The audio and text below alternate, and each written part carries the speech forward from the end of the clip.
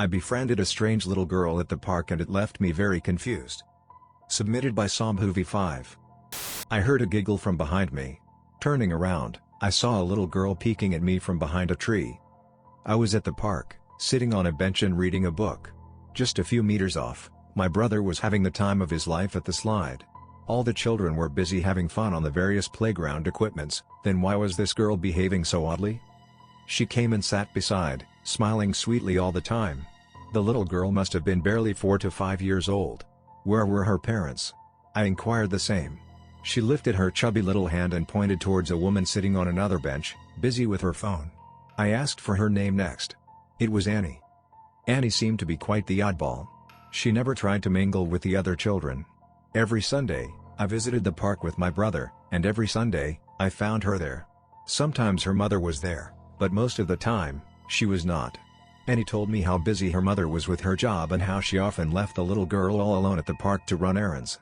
Annie's father had lost his job a couple of years ago and had resorted to drinking, resulting in a divorce. She had no idea where he was, and Annie's mother blamed the failed marriage on the little girl. I felt sorry for her. This poor child had to bear so much at such a young age. She told me how she was bullied at school, which caused her to completely stop interacting with children her age. I was her only companion, and she confided all her happiness and sadness in me. A month had passed with me seeing Annie every Sunday. One Sunday, she did not turn up. I felt uneasy. But what could I do? I had no idea where she lived. I had never even interacted with her mother. I desperately hoped that she would be there the next Sunday. The next Sunday, as soon as I entered the park, I noticed Annie's mother sitting on a bench, busy with her phone as usual. I felt relieved that I'd see Annie today. But that sensation quickly changed to concern when I saw the expression on the little girl's face. It was one of deep sadness, the kind that one never expects to see on a child's face. "No one loves me," she said as a tear slid down her left cheek. Her mother had brought a male colleague home last week, and Annie, whose experience with adult men was limited to her abusive alcoholic father, had refused to interact much with him, causing her mother to lash out at the poor girl. The little girl was locked out of the house for her behavior. I felt outraged and decided that it was time to report these incidents. But my first concern was to cheer Annie up. I hid in my secret hiding place at this park when Mummy locked me out. "Wanna see it?" she whispered. I felt reluctant to leave sight of my brother, but she was insisting too much. Thinking I would be gone only for a couple of minutes, I allowed her to hold my hand and lead me to the area of the park where the lake was. She then pointed towards an untamed bushy area at the far bank of the lake, a place where usually no one ventured. I could hear the cawing of many crows over there. The rough bushes scratched my legs, but I did not stop. A strange odor was in the air. I was never a big fan of nature, and I shrugged it off as some terrible natural smell. I reached the large group of crows and shrieked loudly. It was the rotting remains of a little girl. The crows were feeding on the body. I stumbled back and whipped my head around. Annie was nowhere to be seen.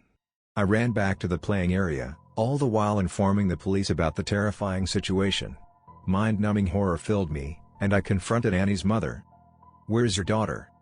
The woman gave me a look of great confusion. "Excuse me? I don't have a daughter. See, that's my son on the swings." She pointed to a boy of about 9 years of age. The cops confirmed that the woman was not lying. The name of the little girl whose body I had found was confirmed to be Annie.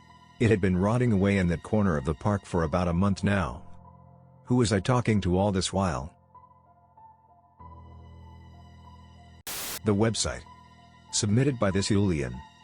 My sister lost her husband and son to a car accident last week. She moved back to her house and hasn't left her room since that accident, only came out for dinner. But 2 days ago she came back to her senses. She was like the happy person she was before. We weren't disturbed by her sudden change, quite relieved, actually.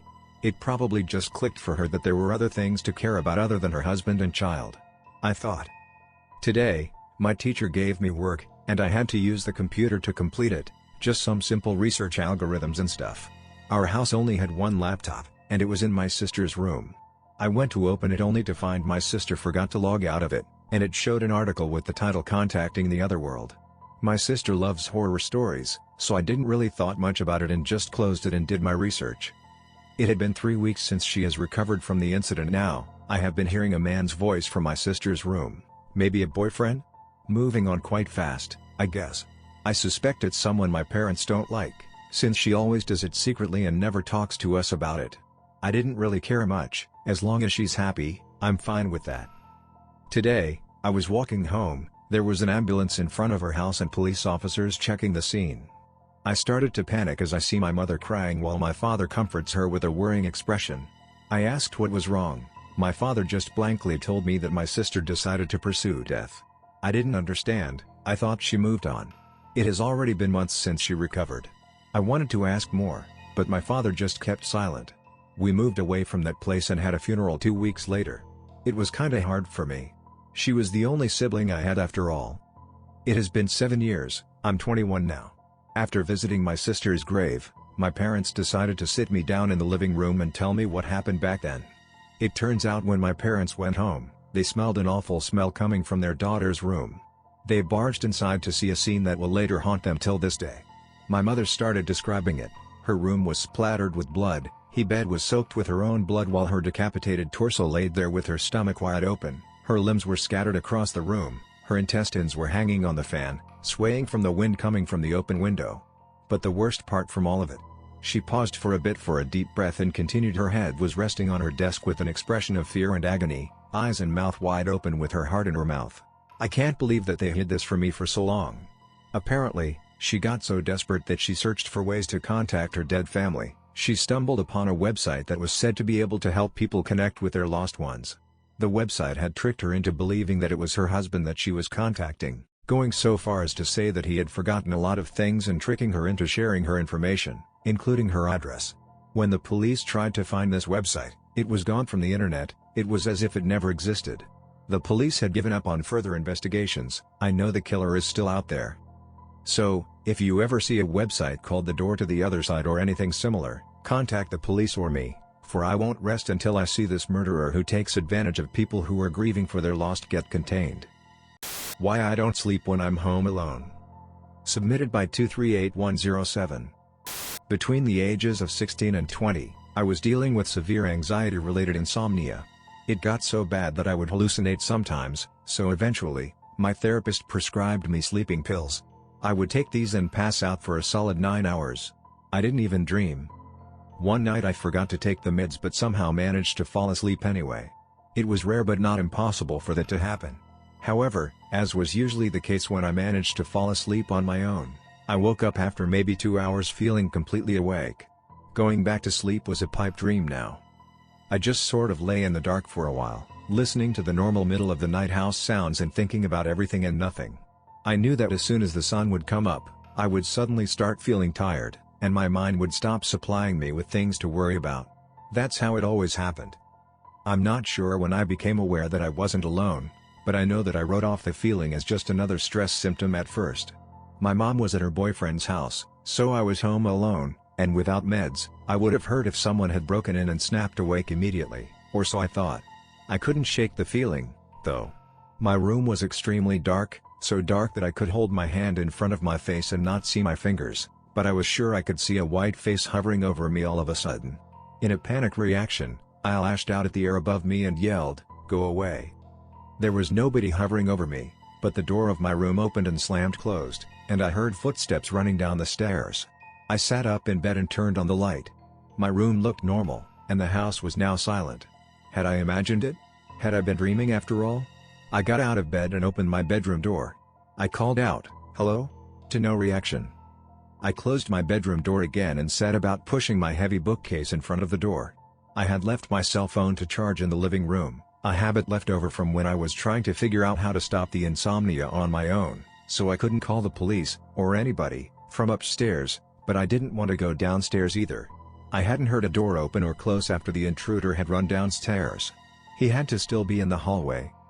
After my bookcase was in front of the door, I decided it probably wouldn't stop anyone who really wanted to come in, but it would slow them down. I fully opened my window, which led to the roof. I figured if someone started trying to get into my room, I could climb up onto the roof and towards the neighbor's house, though I wasn't eager to try it because knowing me, I'd just fall. I stayed in my room listening to any and all sounds for hours. Nothing happened. At about 7 a.m., I convinced myself that all of it had been some kind of weird nightmare and pushed my bookcase away from my door again. I would go downstairs and call my mom to come home, just in case. It was already becoming light out at this point. I ran downstairs and into the living room without looking around, still afraid. I didn't want to go back out into the hallway, so I called my mother right then and there. She was annoyed at me waking her up so early but promised she'd be home in about an hour. I stayed in the living room and watched TV, and the hour turned into about an hour and a half before I heard the front door open, followed by my mom screaming. I ran to her. She was standing in the hallway by the front door, completely shaken up. Apparently, some man had been standing right behind the front door as she opened it, and he'd rushed past her and out of the house. He'd been tall, thin as a skeleton, with long unkempt hair and a beard.